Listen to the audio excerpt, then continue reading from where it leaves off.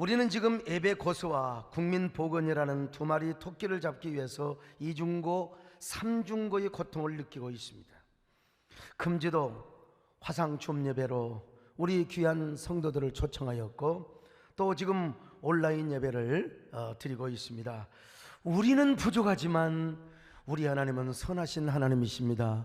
우리 하나님은 좋으신 하나님이십니다.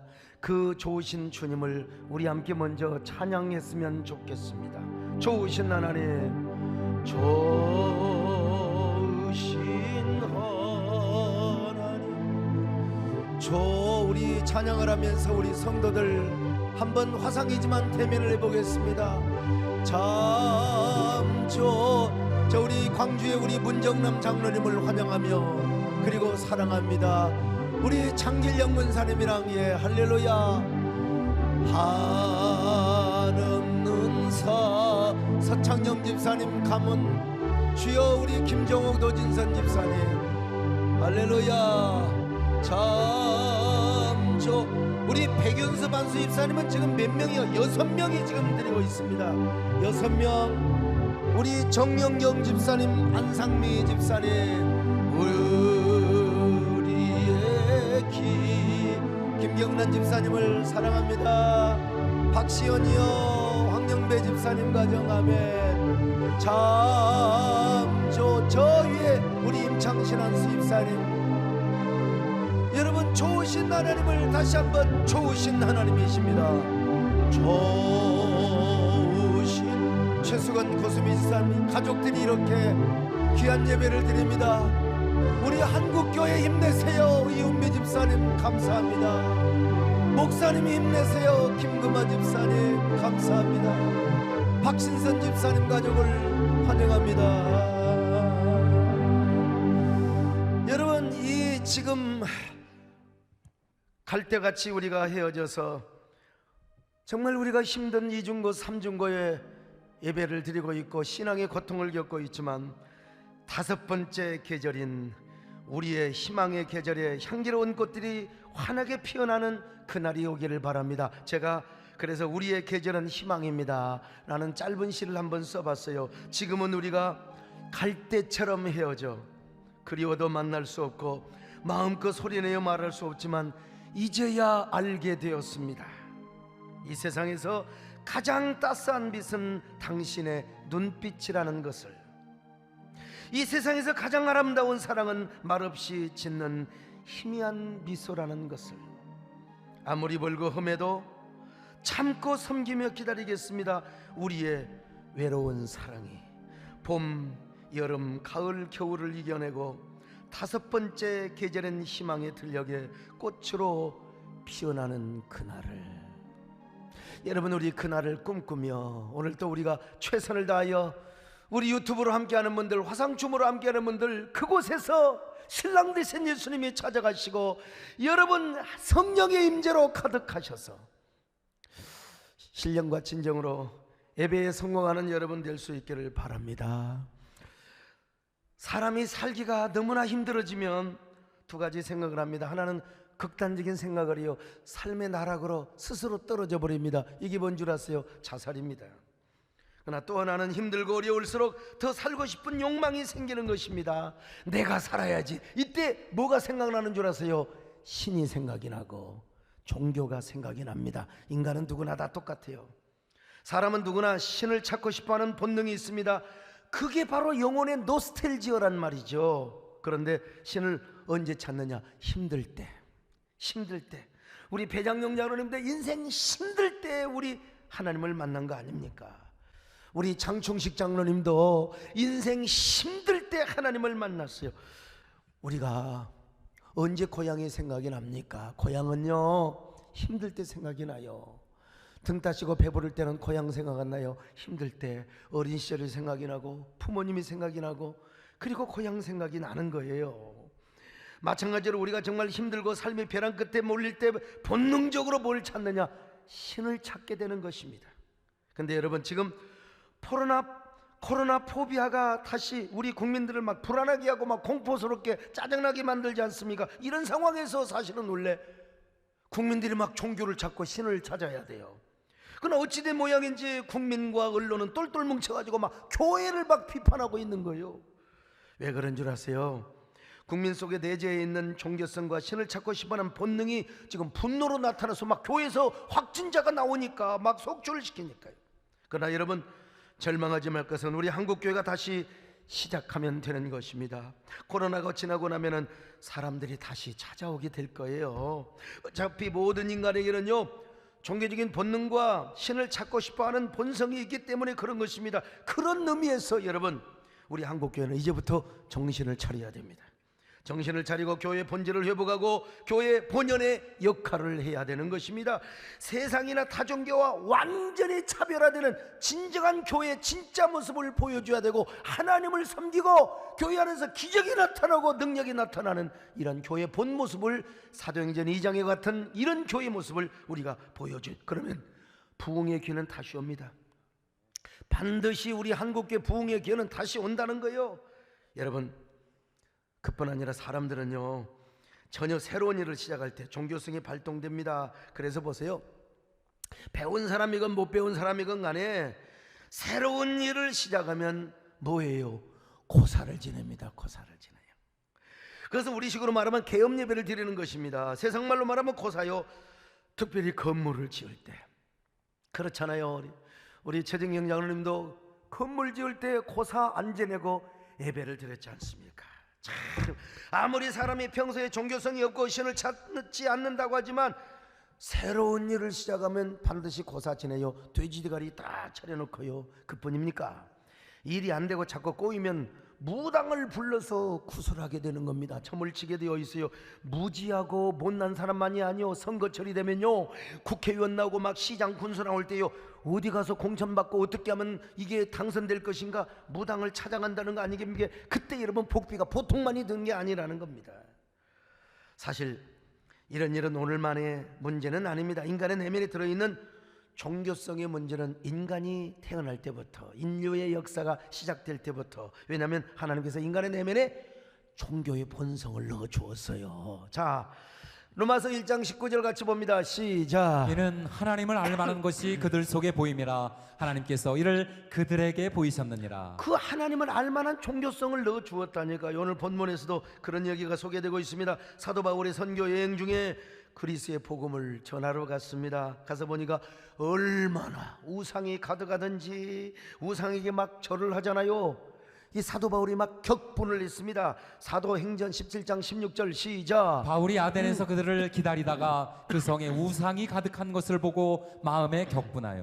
아니, 그것도 무식하고 무지한 사람들이 우상을 섬기면 뭐 그러느냐 하겠어요. 당대의 최고의 지식인들이, 당대의 최고의 철학자들이 우상을 섬기고 있는 거예요. 그래서 그들과 막 날마다 변론을 하였습니다. 변론을 하면서 전도를 한 겁니다. 18절입니다. 시작. 어떤 에피쿠로스와 스토아 철학자들도 바울과 쟁론할세 어떤 사람은 이르되 이 말쟁이가 무슨 말을 하고자 하느냐. 자, 여러분, 여기 에피쿠로스 학파는 뭐냐? 쾌락주의자. 인생이 짧다, 인생이 한 번뿐이요, 그러니까 쾌락을 누리며 살자는 게 에피쿠로스 학파입니다. 반대로 스토아 철학자들은요, 이 짧은 인생을 사니까 인간답게 살아야지, 도덕적으로 살아야지, 그러니까 우리가 금욕을 해야 된다는 것입니다. 바울은 그들과 변론을 하였습니다. 그러면서 복음을 전했습니다.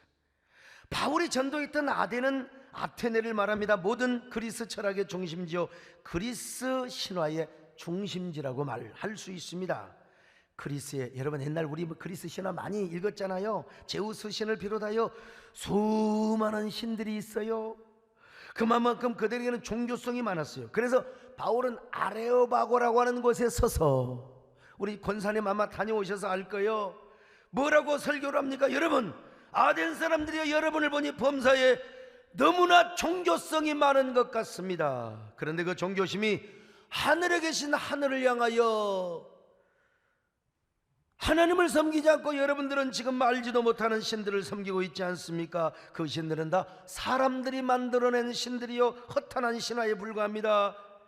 그 잘못된 종교심이 지금 하나님을 섬기지 않고 헛된 우상을 섬기고 있습니다. 자, 사도행전 17장 22절로 23절입니다. 시작. 바울이 아레오바고 가운데 서서 말하되 아덴 사람들아 너희를 보니 범사에 종교심이 많도다. 내가 두루다니며 너희가 위하는 것들을 보다가 알지 못하는 신에게라고 새긴 난도 보았으니 그런즉 너희가 알지 못하고 위하는 것을 내가 너희에게 알게 하리라. 자, 종교성이라는 말이 나온 김에 말씀드린데요. 세계에서 가장 종교성이 많은 나라가 어디냐? 일본 나라입니다. 일본 나라요. 일본 여행 가면은 호텔에도 신사가 다 있습니다. 신사 없는 곳이 없습니다. 일본에 공식적으로 등록된 신이 800만 개래요. 오히려 비공식적인 신들까지 다 합치면은 일본 인구보다 더 많대요. 신들이 그렇게 많아. 왜 그런 줄 아세요? 이유는 하나요. 일본 사람들은 미래가 불안해요. 미래가 불안해요. 미래, 마음속에 지울 수 없는 불안감. 그 나라는 지진이 많아요. 이 지진을 과학으로 막을 수 있습니까? 못 막아요. 아무리 뭐 전자, 아무리 무슨 뭐 어떤 과학이 4차 산업혁명이 아무리 그래도 지진은 막을 수가 없어요. 그래서 그들은 불안감 때문에 종교심을 갖고 수많은 신들을 만들어내고 어려운 일이 있으면 어디를 찾아가요? 신사를 찾아갑니다. 참 얼마나 불쌍합니까? 오늘 일본 사람이 아니라도 현대인은 다 종교성을 갖고 있습니다. 종교를 찾게 되는 이유가 뭔 줄 아세요? 세 가지 이유가 있는데, 첫째로 영혼의 빈 공간을 채우기 위해서입니다. 영혼의 빈 공간. 사람의 마음 한구석에는 많이 가지고 많이 먹고 많이 채워도 반드시 허전함이 있어요. 왜? 우리 마음의 빈 구석에 배고픔이 있거든요. 파스칼의 말 맞다나 이 빈 공간에 하나님을 채우지 않고 명예를 채우고 물질을 채우고 보석을 채우고 권력을 채워도 그 무언가 허전하게 되어 있습니다. 허탈하게 되어 있는 것입니다. 인간의 허물은 절대로 채워질 수가 없어요. 제가 신학교 시절에 정말 인상 깊이 들었던 노래가 있다고 하지 않습니까? 내 젊음의 빈노트에 무엇을 채워야 하나. 이게 진짜 가사가요, 너무너무 이게 장욱조 목사님이 작사 작곡한 거예요. 내 젊음의 빈노트에 무엇을 채워야 하나. 아니, 내 젊은 시절에 이게 마음에 확 박혀서 내 젊음에 무엇을 채워야 되나, 내 젊음의 빈노트에 무엇을 써야 하나. 나는 당장 바꿔버렸지요. 요 신학생이 말이죠. 내 젊음의 빈노트에 예수님을 써야지요. 내 젊음의 빈노트에 예수님을 채워야 하지. 제가 이렇게 여러분 공부를 하고 다녔던 사람입니다. 그런 의미에서 우리는 얼마나 감사한지 모릅니다. 비록 우리가 한 공간에 현장 예배로 모이지는 못했다 할지라도 여러분 마음속에 주님이 계시지 않습니까? 온라인으로 함께하는 여러분이요, 우리 화상 준 예배에 초청받은 여러분들이요, 여러분의 마음속에 주님이 계신다고 하면은 내가 소리 들을 수는 없지만 여러분 자리에서 아멘 하시기를 바랍니다. 아멘 하세요. 여러분, 참 얼마나 우리 마음속에 주님이 은혜로 채워주시는 게 얼마나 큰 축복인지 몰라요. 저는 지난 주간에 텅빈 예배당에서 설교를 하려고 하니까 진짜 가슴이 뻥 뚫려버려요. 기가 막혔어요. 내 마음이 허전한 건 그만두고 주님 앞에 너무나 죄송했어요. 진짜 마음 같아서는 여러분, 제가 광주 민주항쟁 때 수요 예배도 빠지지 않으려고 계엄군이 점령한 때, 그때도 내가 찬송을 부르며 예배를 지키며 갔는데 이 국민복원이라고 하는 이게 핑계 좋고 떡 싸먹는 건 아닌가. 너무나 주님 앞에 죄송하고 서러워서 그냥 펑펑 울어버리고 말았어요. 근데 주님께서 제 마음을 보듬어 주시더라고요. 다른 지역은 몰라도 우리 수지구 죽전고 대지고 그리고 옆에 있는 인근교회에서 수백 명의 발생자, 나는 우리 성도들을 보호하기 위해서라도, 우리 교회가 폐쇄되지 않도록 하기 위해서라도 내가 우리 성도들을 지켜줘야지. 그런데 우리 주님께서 저의 마음을 아신다고 제 마음을 그냥 어루만져 주시고 그리고 제 마음을 보듬어 주셨어요. 그래서 제가 또 울었습니다. 하나님의 은혜가 너무나 감사해요. 그래서 지난 한 주간에 이 노래를 많이 불렀습니다. 내 영혼이 그 기 깊은 데서 맑은 가락이 울려나네. 평화로다 평화로다 주여 어서 빨리 우리 한국교회 예배가 회복되게 하여 주시옵소서. 그런데 평화의 마음을 주시더라 이 말입니다. 여러분, 내 영혼의 그 깊은 데서 맑은 가락이 울려나네.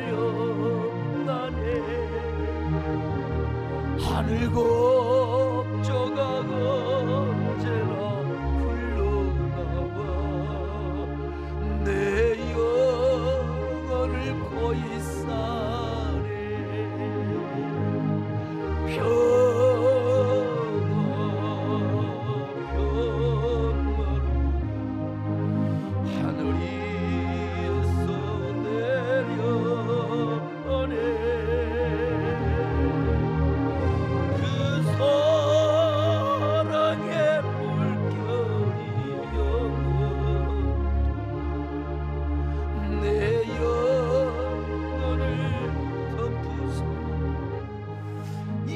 최고의 인문학자 이어령 교수님이 이런 말씀을 하셨어요.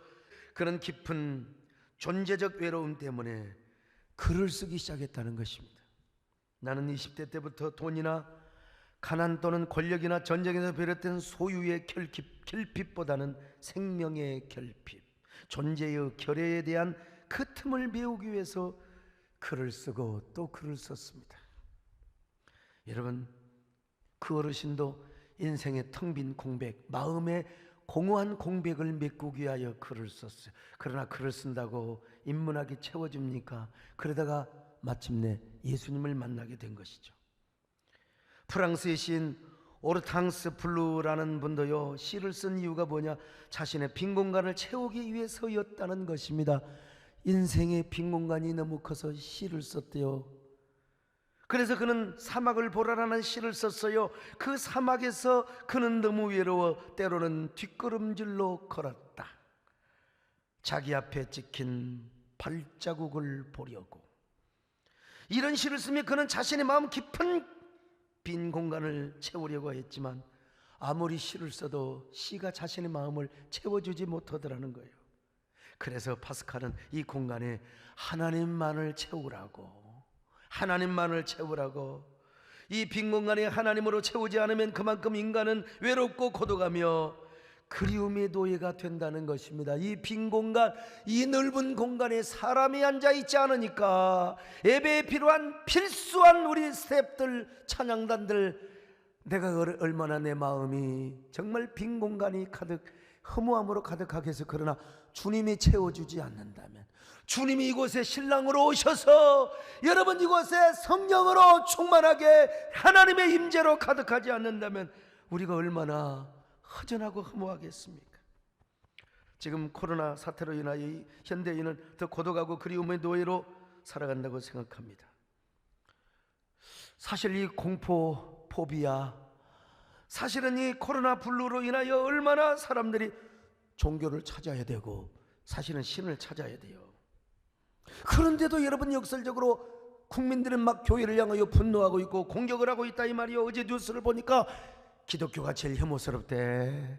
다른 타종교보다도 기독교를 제일 싫어하게 된다는 겁니다. 여러분, 이것은 우리 한국교회가, 그리고 지도자들이 다 이유가 나와 있지 않습니까?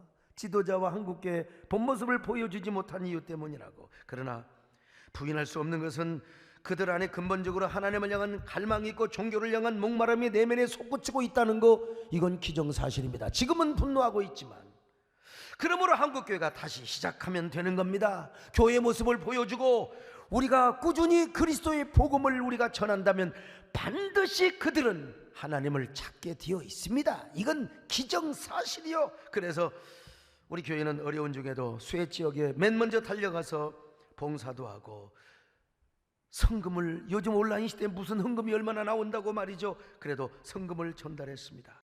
그러므로 우리는 교회의 본질의 모습을 보여주며 우리는 이분들에게 끊임없이 거룩한 영혼의 보랏빛 엽서를 보내야 됩니다.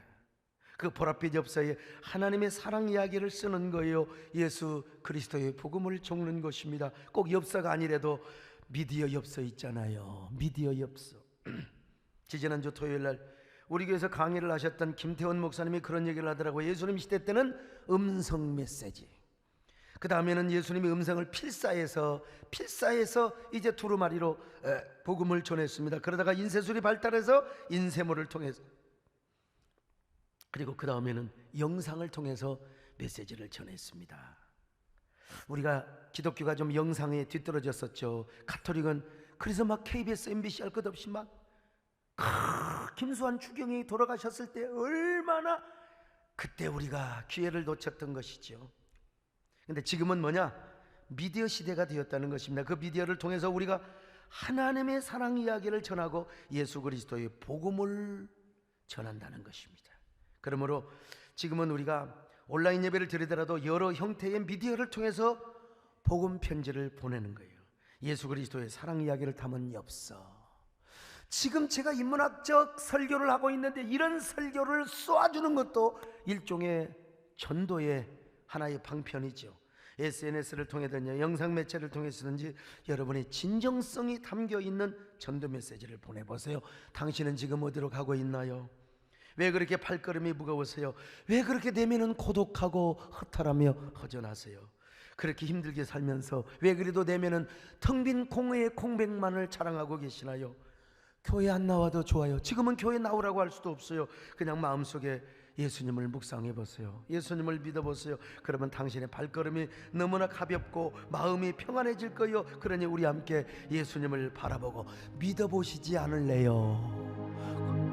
당신은 지금 어디로 갔나요? 발걸음 무겁게 이 세상 어디 쉴 곳 있나요? 머물 곳 있나요? 예수 안에는 안식이 있어요. 평안이 넘쳐요.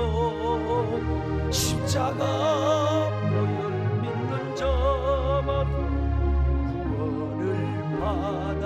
자, 우리 박수합시다. 예, 자, 우리 박수하세요. 우리 영상 줌으로 초청받은 분들, 예수 믿으세요. 어서 예수 믿으세요. 주를 믿는 자들은 행복해요. 이경로 집사님 박수하세요. 하나님 나라 것이라. 어서 예수 믿으세요. 예수 믿으세요. 예, 여러분, 우리가 SNS를 통해서 여전히 복음을 전할 수 있습니다. 예, 믿으세요. 어서 예수 믿으. 주를 믿는 자 그는 행복해요. 영원한 우리 김상철 수집사님이 힘을 내세요. 하나님 나라 그의 것이라. 어서 예수 믿으세요. 이렇게라도 일회의 줌을 통해서 사랑하는 성도들을 만나고 함께 이렇게 볼 수 있어서 얼마나 감사한지 알 수가 없어요. 두 번째, 왜 종교를 생각하고 신을 생각하느냐? 미래에 대한 불안 때문에 그래요. 미래의 확신을 갖기 위해서 그런 거예요. 아테네 사람들은 매일매일 새로운 철학을 배우는 것이 그들의 일상이었습니다. 그리고 논쟁을 하였습니다. 오늘 본문에서도 사도 바울이 에피쿠로스 학파와 그리고 스토아 학파와 논쟁을 했잖아요. 사도 바울이 그 논쟁의 틈바구니에 끼어들었던 것입니다. 여러분, 그러나 아무리 논쟁을 하고 철학을 이야기한다 할지라도 그들의 미래가 불안했어요. 미래에 확신이 없었어요. 그러니까 종교성을 가지고 미신을 만들고 신화를 만들고 신들을 찾았던 것이죠. 여러분, 인문학이 무엇입니까? 인문학이란 그리스에서 후마니타스라고 했는데 이 말을 직역하면 인간다우며. 그러니까 여러분, 인문학은 뭐요? 인간다움을 추구하는 학문입니다. 사람이 태어났으면 사람답게 살아야 된다는 거예요. 근데 여러분, 아무리 문학을 통해서 철학을 통해서 예술을 통해서 인간답게, 그래서 여러분 토요일 날이면은 지금은 온라인 이 코로나 때문에 아무것도 못하지만 다 여러분, 세종문화회관이요, 예술의 전당에 가서 인간답게 살려고 우리 알지도 못하는 막 바이올린하고 그냥 오케스트라, 그래도 그들은 인간답게 살기 위해서 그런 예술의 전당을 찾는 겁니다. 그러나 여러분, 그런 예술의 전당, 세종문화회관, 문화예술이 우리의 미래를 해결해 줍니까? 우리의 미래에 확신을 줘요? 그렇다고 인간의 미래에 대한 불안이 없습니까? 천만의 말씀이요. 그래서 그렇게 인문학을 절개했던 그리스 사람들이 미래가 불안하기 때문에 종교를 찾았던 거예요. 신을 찾았던 겁니다. 미래가 불안하니까 여러분, 신화를 만들어내고 신들을 찾게 되었던 것입니다. 여러분, 근데 얼마나 우리는 감사해요. 예수님을 만나는 자에게는 우리 하나님께서 우리 삶의 미래를 보장하여 주심을 믿습니다. 무슨 일을 만나든지 하나님께서 합력하여 선을 이루게 하시고 우리를 좋은 길로 인도하세요. 선한 길로 인도하세요. 복된 길로 인도하세요. 로마서 8장 28절 같이 보실까요? 시작. 우리가 알거니와 하나님을 사랑하는 자 곧 그의 뜻대로 부르심을 입은 자들에게는 모든 것이 합력하여 선을 이루느니라. 그렇습니다. 모든 것이 합력하여 선을 이룬다. 지금 고난을 당해도 이것이 나중에 선이 된다는 거예요. 그러나 세상 사람들은 미래가 불안해요. 미래가 불안해. 그 두려움과 불안한 분노로 변하여 지금 한국교회를 향하여 지금 막 그냥 계속 공격의 화살을 붓고 있습니다만은, 그러나 여러분, 두려워하지 마십시오. 우리는 절망하지 마십시오. 모든 것이 합력하여 선을 이루어요. 반드시 여러분, 우리에게 기회를 주십니다. 한국교회 기회를 주신다니까요. 여러분이 지금 나가는 고난도요, 반드시 합력하여 선을 이루게 하시고 반드시 하나님께서 복된 길로 인도해 주신다는 것입니다. 여러분, 우리가 지금요 예배를 한두 주 두세 주 온라인으로 드린다 하더라도 예배가 궁극적으로 초토화되느냐? 천만의 말씀이요. 우리가 하나님을 섬기는 신앙의 본질을 잘 소유하고 있으면 초대교회를 보세요. 흩어져도 문제가 있고 모여도 모이면 더 좋고 핍박이 오면 흩어져서 가정 단위로 예배를 드리고 말이죠. 우리가 여러분 교회의 본 모습을 가고 신앙의 본질을 잘 회복하면서 쉬지 않고 복음을 전하면 되는 겁니다. 사람들이 언젠가 교회로 돌아와요. 아무리 안티크리스찬도 살다 보면 힘들고 어려운 일 당해봐요. 병 들어봐요. 여러분, 병원에 가서 안 돼, 교회를 찾게 되어 있는 거요. 다른 데 가서 해봐도 안 돼, 목사에게 와서 안수받고 기도받고 여러분 고침받으면 그 사람 예수 믿게 되어 있는 거요. 여러분, 나는 우리 이렇게 해서 여러분 교회가 부흥된 거 아닙니까? 나는 반드시 하나님께서 우리 예배를 회복시켜 주시고 우리 교회를 회복시켜 주실 줄로 믿습니다. 코카콜라 설립자 캔들러의 이야기를 아십니까? 그는 한때 알코올 중독자였어요. 잘생긴 분 일자리를 잃고요, 인생을 비관하며 그날도 술에 비틀거리며 집으로 향하고 있었습니다.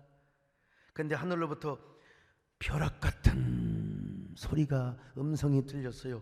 자신을 죽이는 사람만이 성공할 수 있노라. 자신을 죽일 수 있는 사람만이 성공할 수 있노라. 그 순간 그의 아내가 뭐라고 했었냐? 남편을 위해 기도하고 있었어요. 지금까지 남편에게 예수 믿으라고 전도해 왔어요. 그런데 어느 카이로스, 하나님이 정한 때에 캔들러가 하늘로부터 벼락 같은 음성을 들었어요. 그래서 아내의 전도로 예수님을 믿게 됩니다. 그저 하나님께서 캔들러에게 아주 헐값으로 음료수를 제공하고 판매하는 회사를 매입하게 하셨습니다. 바로 그 회사가 코카콜라 회사였습니다. 처음에는 재정난으로 어려움에 직면하게 되었습니다. 신앙의 결단을 합니다. 신앙의 결단은요, 남자보다 여자가 잘합니다. 선장님, 그렇죠? 여자가 잘합니다. 여자가 11조를 하자고. 여러분, 그래서 11조를 하게 되었습니다. 성경 말씀대로. 놀라운 일이 생겼습니다. 아니 여러분, 코카콜라 회사를 인수했는데 갑자기 어려움을 당했다니까요. 그때 아내가, 여보, 성경에 보면 11조를 하면 하나님께서 더 복을 주신다고 하셨어요. 놀라운 일이 생긴 거요. 세계 곳곳에 수출길이 생겨서 코카콜라가 세계적인 기업으로 성장을 하는 신화를 이룬 것입니다. 하나님께서 캔들러의 미래를 보장해 주셨잖아요. 오늘 그래서 저는요, 강단에 다른 물보다 코카콜라를 따라 놓으라고 그랬어요. 우리 배영수 장로님이 사다가 차 코카콜라. 여러분, 캔들러처럼 예수를 잘 믿으시길 바랍니다. 그리고 캔들러처럼 11조를 잘 하시기를 바랍니다. 여러분요, 현장님에 못 나와도 아이고 뭐 그냥 오늘 말씀만 들으면 되지, 그게 아니고 온라인으로 11조를 송금해야 돼요. 11조로 여러분의 삶을 역전시키시기를 바랍니다. 이 어려운 때에 나는 이런 간증을 좀 했으면 좋겠어요. 목사님, 이 어려운 때에 우리 사업은 이렇게 더 부흥했어요. 코로나에 전혀 영향을 안 받았어요. 그래서 나는 11조를 드립니다. 더 많이 드립니다. 나는 우리 교회도 이런 간증을 했으면 좋겠어요. 비록 지금 비대면 예배를 드리지만 오히려 우리 세된 교회 헌금이 더 많이 들어왔고 더 재정적인 증거가 이루어졌다고, 나는 이런 간증을 좀 했으면 좋겠습니다. 여러분, 우리가 주님 앞에 그리고 주님 안에 존재하면 무엇이 걱정이겠습니까? 주님 안에 있으면 그 어떤 혼란도 걱정도 없습니다. 지금 우리가 어떻게 칼대처럼 갈기갈기 찢겨 헤어져 있어요. 지금 이게 우리나라의 현실입니다. 그러나 그래서 어떤 사람은 한국교 예배가 초토화될 것이라고 천만의 말씀, 나도 그런 걱정을 한때, 그러나 우리 하나님 반드시 우리 교회를 회복시켜 주실 줄로 믿습니다. 우리 예배, 한국교 예배를 회복시켜 주실 줄로 믿습니다. 여러분, 다시 교회가 부흥되는 놀라운 반전의 기회를 허락해 주실 거예요. 여러분, 그러므로 우리가 더 주님을 붙잡으시길 바랍니다. 더 역설적으로 헌신하시길 바랍니다. 우리가 비록 지금은 보이지 못하지만 캔들러처럼 온라인으로 예배하면서 오늘 여러분 다 11조 송금하시고, 그리고 감사헌금 송금하시고, 오늘 1부 때는 2부에 기도하고 2부 때는 3부에 기도하고 3부 때는 3부에 헌금 온라인 보고받아 4부 때 기도하고 쭉 하고 있습니다마는, 주여, 주 안에 있는 나에게 딴 근심이 있겠습니까? 주여, 우리 모두 주 안에서 언제나 주여 흩어져도 향기로운 예배를 드리게 하여 주옵소서. 그리고 공간은 다르지만 서로 예수 그리스도 안에서 영혼의 공동체를 온라인으로 이루게 하여 주시옵소서. 주 안에 있는 나에게 딴 근심 있으 십자가 밑에 또 한 번 얼굴을 마주 봅시다. 내 짐을 우리 양현수 집사님 어떻게 혼자 이렇게 외롭게 드리는지, 자, 두 손 들으세요. 한 손이라도 드세요. 할렐루야.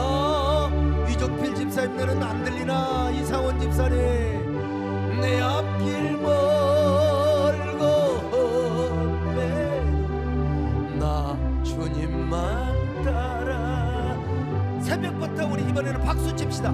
새벽부터 우리 사랑함으로써 저녁까지 시를 부려봅시다. 할렐루야. 우리 최정정 집사님, 양병만 집사님, 할렐루야. 단을 거두리로다, 거두리로다, 거두리로다. 기쁨으로 단을 거두리로다, 거두리로다. 기쁨으로 단을. 세 번째, 사람은 누구나 영원을 사모하기 때문에 그래서 영원을 사모해요. 자, 전도서 3장 11절 보실까요? 시작. 하나님이 모든 것을 지으시되 때를 따라 아름답게 하셨고 또 사람에게는 영원을 사모하는 마음을 주셨느니라. 사람은요, 그래서 하나님 말씀대로 영원을 사모합니다.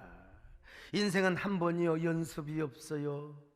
근데 이 인생이 왜 이렇게 빨리 지나가는지 몰라요. 나도요, 그 어린애를 안수해가지고 그 배 아픈데 그 어린애를 안수했는데 세상에 초등학교 5학년 때였어요. 내가 엊그제 신방 갔더니 벌써 용인외고 3학년이래. 이야, 어떻게 이렇게 세월이 빨리 흘러가 버리는지. 그러니까 이렇게 짧은 인생을 사니까 죽음 이후의 세계가 불안하지 않을 수가 없어요. 인생의 90을 살고, 우리 정건사님 내가 90세까지 살라고 하지만 이제 나중에 90세까지 사시면 이제 95세까지 살라고 내가 해야 되겠죠. 100세를 살아도, 남진 장로님 말 맞다나 천년을 살아도 인생은 유한하여. 나이를 먹으면 그런 겁니다. 그러나 그 어떠한 인문학이 영생의 문제를 해결해 주지 못해요. 아무리 공부를 많이 하고 아무리 인문학에 통달을 했다 하더라도 여러분, 그 인문학은 죄 문제와 죽음의 문제를 해결해 주지 못하는 거예요. 어떤 철학, 어떤 문학, 어떤 예술이 죽음 이후의 문제를 해결해 주던가요? 심지어 이 문제는 그리스의 신화, 아니면 저 고대 근동의 신화도. 그래서 그리스 신화를 보세요. 고대 근동의 신화를 보세요. 신들이 죽어요. 신들도 슬퍼하고, 신들도 그냥 그 가슴 아파하고 죽은다니까. 저들끼리 전쟁하다가 신들이 죽어요. 참, 신들이 죽는다. 이거 여러분 말이나 되는 거요. 어디 신화뿐입니까? 죽음의 문제는 다른 종교, 고등 종교에서도 해결해 주지 못합니다. 타 종교에서도. 그래서 공자님도 사후의 세계를 모른대요. 인문학의 절정을 올라갔지만은 부처님도 죄와 죽음의 문제는 자기가 해결할 수 없대요. 업보중생 제도불능이라 자기가 해결해야 돼. 자기가. 이 문제를 누가 해결해 줘야 되느냐? 누가 해결해 줍니까? 오직 예수 그리스도가 해결해 준 줄로 믿습니다. 아멘. 예수 그리스도가 해결. 자, 요한복음 5장 24절입니다. 시작. 내가 진실로 너에게 이르노니 내 말을 듣고 또 나 보내신 이를 믿는 자는 영생을 얻었고 심판에 이르지 아니하나니 사망에서 생명으로 옮겼느니라. 자, 요한복음 14장 6절입니다. 시작. 예수께서 이르시되 내가 곧 길이요 진리요 생명이니 나로 말미암지 않고는 아버지께로 올 자가 없느니라. 내가 북한에 갔을 때 이 말씀을 가지고 전도됐어요. 통무들 예수 믿으라오. 진정한 길과 그리고 진리와 생명은 예수래요. 요한복음 11장 25절로 26절 같이 봅니다. 시작. 예수께서 이르시되 나는 부활이요 생명이니 나를 믿는 자는 죽어도 살겠고 무릇 살아서 나를 믿는 자는 영원히 죽지 아니하리니 이것을 내가 믿느냐. 여러분 보세요. 예수님만이 우리의 인생길이요 진리요 생명이라는 것입니다. 우리 예수님이 죽음의 문제와 우리 예수님이 죄 문제를 해결해 주셨어요. 그래서 그를 믿는 자는 심판에서 영생으로, 죽음에서 영원한 생명으로 옮겨주신다고 했잖아요. 그래서 우리는 죽어도 다시 삽니다. 영원한 천국에서 우리 영혼이 영원한 영생을 누리게 되는 겁니다. 여러분, 지금 불신자들이 교회를 공격하고 댓글 보면 지긋지긋한 교회. 그러나 그들도 언젠가 영원을 사모할 때가 있어요. 나도 옛날에 예수 믿는 애들 맨날 두드러 팼다니까. 전도사 자녀를 맨날 팼어요. 근데 내가 목사가 되었어요. 여러분, 우리 하나님이 역사하시면 그들 다 회개하고 돌아올 수 있습니다. 여러분, 우리는 더 복음을 전하면 됩니다. 그냥 예배가 셧다운되고 모일 수 없는 상황이라더라도 미디어를 통해서 복음 전할 수 있습니다. 유튜브, 인스타그램, 페북, 카톡, 여러 SNS를 통해서 얼마든지 하나님의 사랑을 전할 수 있습니다. 예수 그리스도의 십자가를 전할 수 있습니다. 당장 그들이 교회는 안 나와도 좋아.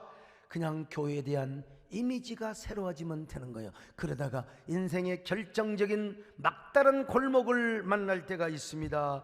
그리고 그들이 주님을 찾는 거예요. 많은 사람이 진리를 모른 채 주님 곁을 떠나가지만 여러분, 우리는 언제나 내가 만난 주님은 참사랑이고 진리라고 고백할 수 있기를 축원합니다. 많은 사람들 참된 진리를 모른 채 주님 곁을 떠나가지만 내가 만난 주님 참 사랑이었고 진리였고 소망이었어. 넌 예수가 좋다. 넌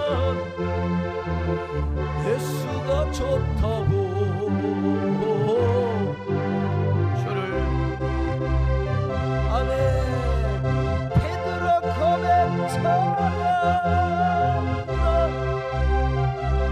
예수를 사랑한다오. 그대가 만일 참는 행복을 찾게 예수님을 만나고 그분으로 인하여 참평을, 그분으로 인하여 참평안을 얻으며 나와 같이 고백, 나머지 후렴은 집에 가서 부르시기를 바랍니다. 여러분, 그러므로 이럴 때일수록 우리가 희망을 가집시다. 예배가 회복되고 교회가 세워지며 다시 부흥되는 그날, 오히려 사업장과 직장이 더 잘되고 우리 가슴이 더 하나님의 은혜와 축복으로 회복되는 그날, 다섯 번째 희망인 저 다섯 번째 계절인 희망의 계절에 저 희망의 들녘에 향기롭고 화사한 꽃들이 피어나는 그날을 꿈꿉시다. 그런 주인공들이 되시기를 주의 이름으로 축원합니다. 아멘. 하나님 아버지, 지금 국민들이 교회를 향하여 공격의 화살을 퍼붓는 있는 것 같지만 그럴수록 우리가 교회의 본질을 되찾게 하시고 하나님을 섬기는 신앙의 본질을 더욱더 회복하게 하여 주옵소서. 텅 빈 가슴의 소유자들, 미래의 불안을 떨쳐버리게 하여, 그리고 영혼을 사모하는 사람들이 언젠가 병들고 힘들고 인생의 막다른 골목에 닥칠 때 교회를 찾을 줄로 믿습니다. 우리가 이때를 예비하여 능력을 소유하게 하여 주옵소서. 우리 종들이 하나님의 교회 모든 우리 사명자들이 능력으로 무장하게 하여 주옵소서. 그래서 영혼의 추수를 하는 그런 전성기 희망의 계절이 올 수 있도록 주여 그 계절을 우리가 누리게 도와주시옵소서. 우리 모두에게 합력하여 선을 이루시는 예수 그리스도의 이름으로 기도드리옵나이다. 아멘.